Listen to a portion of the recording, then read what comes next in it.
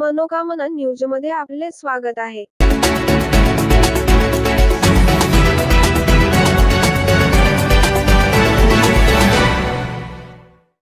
उष्णतेशी लढा देण्यासाठी सन 2032 पर्यंत हरित लातूर बनविण्याचा संकल्प.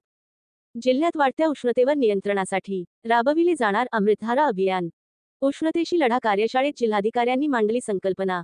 उष्णतेशी लढा विषयावर राज्यातील पहिल्याच प्रत्येक इमारतीवर प्रूफ वॉटर हार्वेस्टिंग कार्यान्वित करण्याचा निर्धार. लातूर D02 जिल्ह्यात उष्णतेचे प्रमाण दिवसेंदिवस वाढत असून यावर नियंत्रण मिळविण्याबाबत विचारमंथन करण्यासाठी जिल्हा आपत्ती व्यवस्थापन प्राधिकरणमार्फत उष्णतेशी लढा या कार्यशाळेचे आयोजन करण्यात आले होते.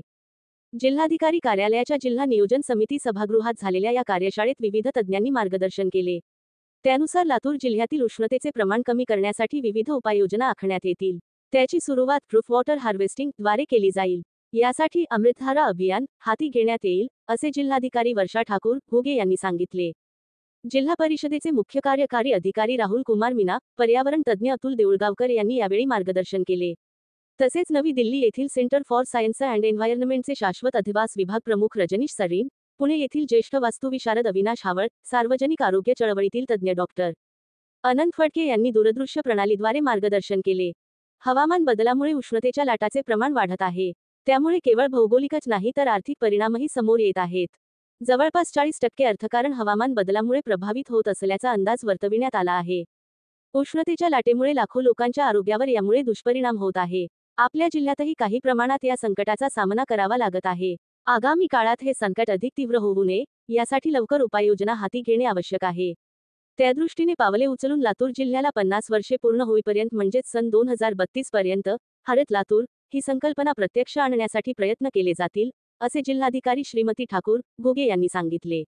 लातूर जिल्ह्यात पुढील 2 महिन्यात अमृतधारा अभियान प्रभावीपणे राबवून प्रूफ वॉटर हार्वेस्टिंग ची कामे केली जातील.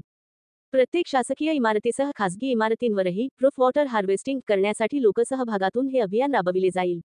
या माध्यमातून आगामी पावसाळ्यात पडणारे पावसाचे जास्तीत जास्त पाणी जमिनीत मुरविण्याला प्राधान्य दिले जाईल, असे जिल्हाधिकारी म्हणाल्या. तसेच या अभियानात सर्व शासकीय अधिकारी, कर्मचारी यांनी आपले कार्यालय, आपले राहते घर येथे प्रूफ वॉटर हार्वेस्टिंग करून सक्रिय सहभाग नोंदविण्याचे आवाहन केले.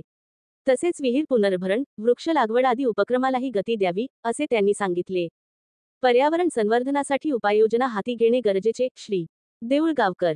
लातूर जिल्ह्यातही गेल्या काही वर्षात वातावरणीय बदलांमुळे झालेल्या परिणामांचा सामना येथील नागरिकांना करावा लागला आहे.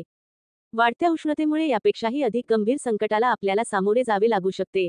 मात्र वेळीच सावध होऊन पर्यावरण संवर्धनासाठी उपाययोजना हाती घेतल्यास पाणी टंचाई, उष्माघात यासारख्या संकटांपासून दूर राहता येणे शक्य आहे.